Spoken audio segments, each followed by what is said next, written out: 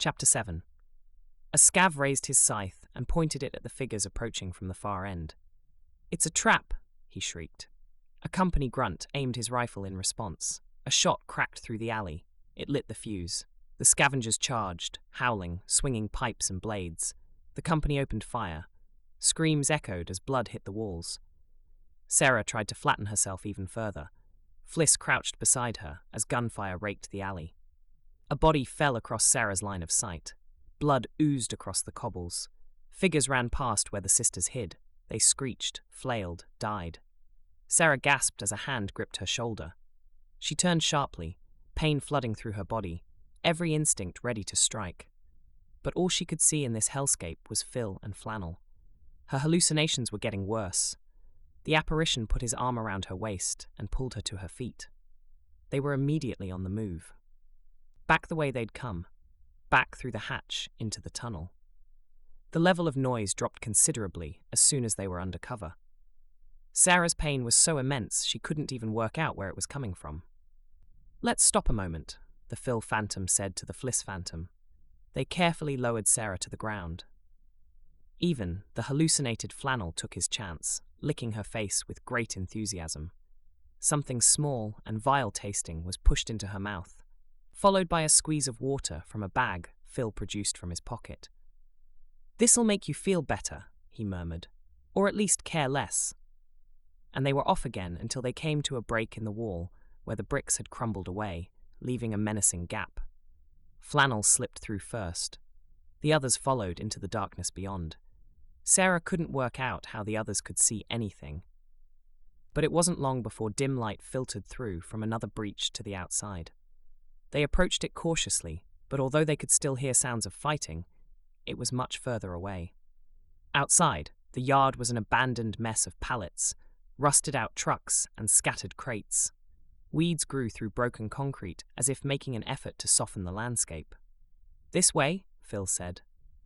He still had his arm around Sarah's waist, and she started to feel it was real. It must have been the pill he'd given her. He was right. She no longer cared whether it was real or not, and she loved seeing her dog weaving between the debris ahead of her. Sarah craned her head around to look over her shoulder. And there was her sister, Fliss, too. If she was still hallucinating, and she thought whatever it was Phil had given her was helping with the fantasizing, she couldn't be doing a better job.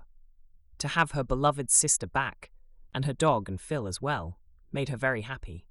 The fact she was down a kidney and running for her life was irrelevant. She was simply content to be in this company. Real or imagined. They kept moving. The city thinned out around them. Phil led them through streets of boarded shops and burned-out cars, past rows of buckled railings and broken windows. Every available space was covered in old slogans, gang tags and rebel warnings. Virginia creeper and bindweed smothered fences, bus shelters, lampposts. They crossed what used to be busy main roads, ducked into a disused tunnel under a subsiding tramline, and came out the other side. "We're clear for now," Phil said. "But we need distance." They kept walking. The streets widened. Houses gave way to storage units and skeletal frameworks of half-built or half-collapsed housing. The wind whipped up, sharp with dust that needled Sarah's throat. She pulled her top up to cover her mouth. Beyond the industrial fringe, the land opened up. Grass pushed through gaps in crumbling tarmac. Wildflowers grew through walls that previously kept them out. Insects hovered above broken ground. A railway track veered away from a buckled station and disappeared into undergrowth. They progressed silently, all their efforts focused on simply moving forward. Finally, they reached the brow of a shallow rise, and Phil pointed. There. Ahead lay a blocky outline, hunched against the sky. The structure sat low and wide, wrapped in abandonment. No vehicles, no lights, nothing to suggest recent activity. It looked like nothing, which Sarah realized was exactly the point. She'd been here before, but she wouldn't have recognized it. They'd trekked out to the old Medicogenics research site to get supplies to treat John. Her brother, John, who had betrayed her, again. But first, we could do with a bit of a rest. Phil gestured towards a collapsed barn in the field below. In there, he said. Inside, the air was cooler. The roof had partly fallen in, but still, the back corner of the building was dry. Phil stacked pallets to form a makeshift bench, covering it with a thin blanket he pulled from his bag. Fliss helped Sarah sit on the creaking pile, but she doubled over, trying to catch her breath. Her clothes stuck to her skin. Her side throbbed, deep and punishing. The effect of the drug Phil had given her was wearing off. "Let me look," Fliss said. Sarah lifted the hem of her shirt while she stared at Fliss. "You're real," she said. "You're really real." "I am real," Fliss said, and smiled, but she frowned at the dressing. Sarah peered down. It had moved, and blood had soaked through. She stopped looking. Even the undamaged skin looked weird, as if it'd been boiled. Phil approached and knelt beside them. "You need fluids." "You're real as well," Sarah said. "I am," he said, reaching into his pack and pulling out a sealed pouch. He bit the corner open and handed it to her. The water tasted flat but clean. Sarah drank half, then offered it to Fliss, who refused it. "We can wait," she said. "So can flannel." "It's not far now," Phil said. "You'll feel a lot better once the water's done its magic, and Fliss has done her bit." He smiled at her. He stood watch, pacing around the barn as Fliss cleaned Sarah's side with gauze she found in Phil's medkit and rebandaged the wound. Sarah did feel a lot better. When they moved again, the light had shifted. They crossed old farmland that still bore the signs of long-gone harvests.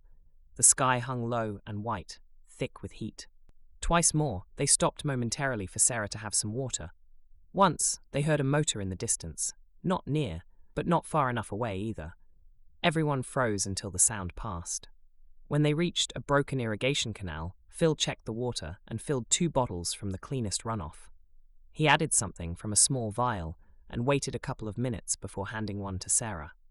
"How are you doing?" Fliss asked her. Sarah stared at the bottle. "I feel like someone dug through me with a spoon," she thought. But she didn't want to say it aloud, so she tried for a smile. Her sister carefully hugged her. They paused at the final ridge before the structure. The wind had dropped. Nothing moved. The building lay in silence, its angles blurred by overgrowth and the failing light. The quiet made Sarah's gut clench. Was something watching them? Waiting? Phil crouched and studied the landscape for a long moment before they descended the slope in single file. Every step jolted Sarah's body, producing a flare of pain. The last few hundred meters were the worst. The ground was uneven, littered with debris and broken fence posts. Shadows stretched and merged. When they reached the outer edge of the compound, Phil led them along the perimeter, just as before. The main gate loomed ahead, rusted shut, draped in biohazard signs, flanked by a barrel and a rotted-out chair. They didn't stop there. Phil cut left through the weeds and followed the boundary wall. The chain-link fence had collapsed, the wire caught in brambles. Sarah recognized the shape of the old delivery van before they reached it, tilted against a tree, its rear doors hanging open, stripped of everything useful. Phil slid around it and hunkered down beside the warped fire door tucked into the base of the wall. He brushed aside a loop of bramble and placed one hand on the rusted surface. Sarah reached him first. She knew this was the same way they'd come before. It didn't look as if it had been tampered with. Either no one had found it, or no one had tried. Maybe no one else knew of it. She'd have to ask Phil when they had more time. He was busy clearing debris, working quickly but with care, pulling free a section of warped ceiling tile and a flat sheet of corroded plastic. Beneath it, the panel sat flush against the wall. No handle, no lock. Sarah braced herself against the side of the van, trying to stay upright, trying not to pass out. Phil pressed low near the ground and held his fingers in place. A soft click. The panel shifted. Cool air spilled out. He pushed it open wider. Flannel slipped inside. Turning to Sarah, Phil said, "Last bit, then you can rest." She nodded. Her legs trembled, and Phil helped her inside. The interior smelled of mold and dust. The concrete underfoot was damp. Shards of glass crunched under their boots. The corridor stretched ahead, dark and narrow.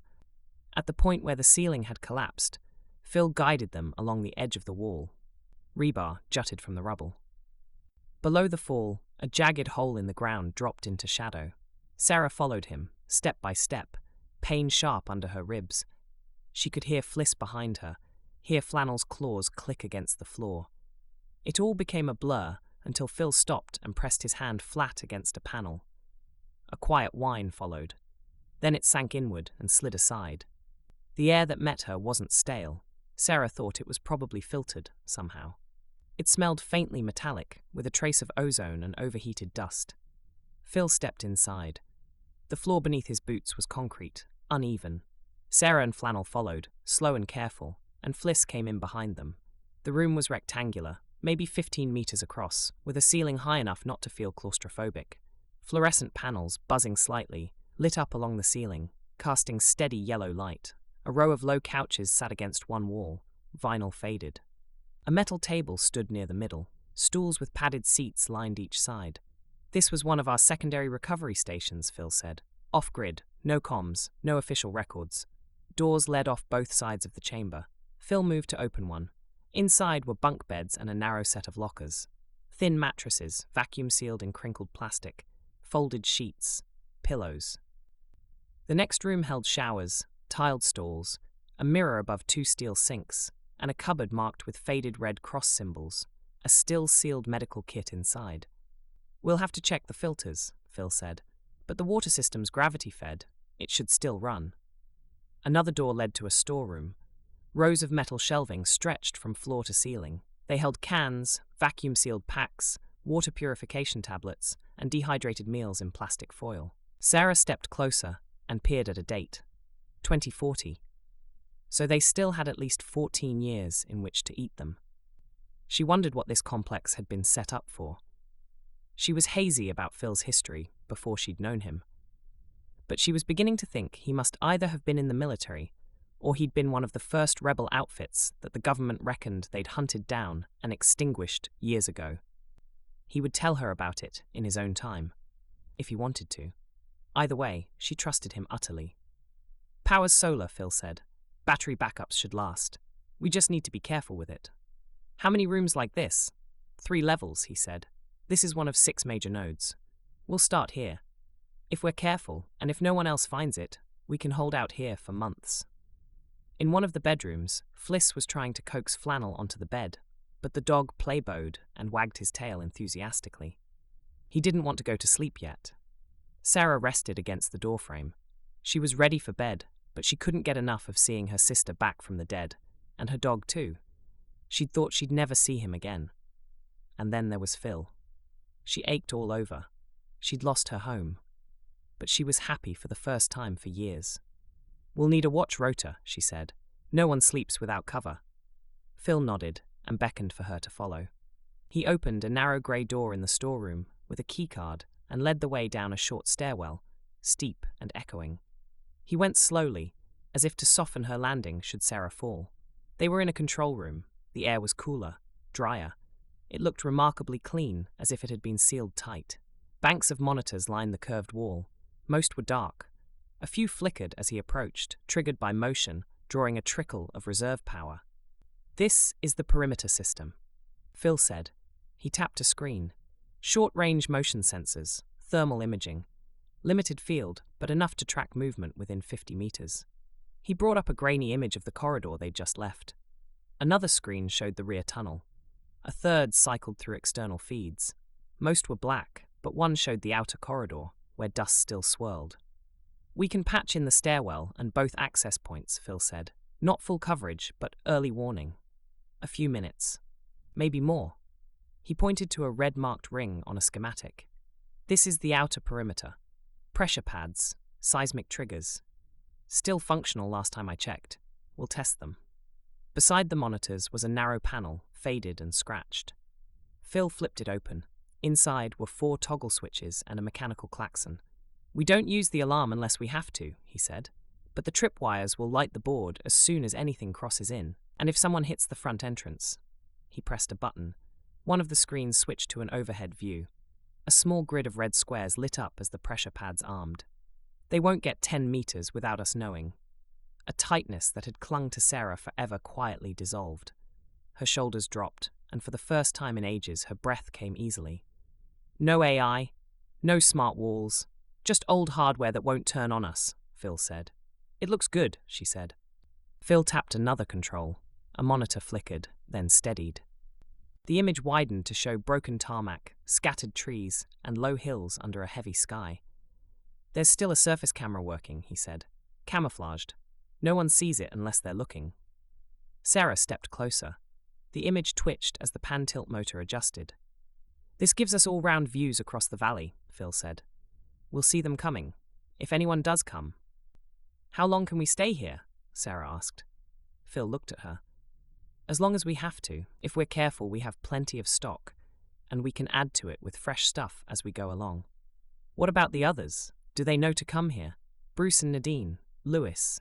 Lewis has been before. He knows the way. If he's alive, he'll come. Bruce and Nadine are staying with April and Sam now.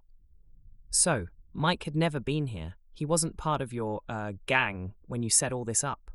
No, he'd have made a good colleague, but no, he won't have seen this place before. So, who gave Mike the map? And did they need to worry about that? And the company? They're not watching this place. This zone's flagged as chemically unstable. Radiation contamination warnings. We faked the scan data. Fliss appeared. You said we. Will there be others joining us? 2 are dead, Phil said. 1's missing, presumed dead. I'm what's left. They ate a small meal. Out of habit, Sarah cut hers in half to give to Flannel, but Phil said, no need for that. He'll have his own rations here. You need to build up your strength. She smiled gratefully at him. Just his presence gave her courage. After they'd eaten, Sarah lay on a bunk bed, curled under a blanket. Her side throbbed, but the bleeding had stopped, and it was freshly dressed. The fever had broken. Her body felt as if it was not quite hers anymore, but at least she no longer felt as if she was dying. Fliss sat on the floor, leaning against Sarah's bed. She peered back over her shoulder. Hey, sis, still think I'm not really here now? The lamp cast dark shadows across her face. Sarah stared at her for a long moment.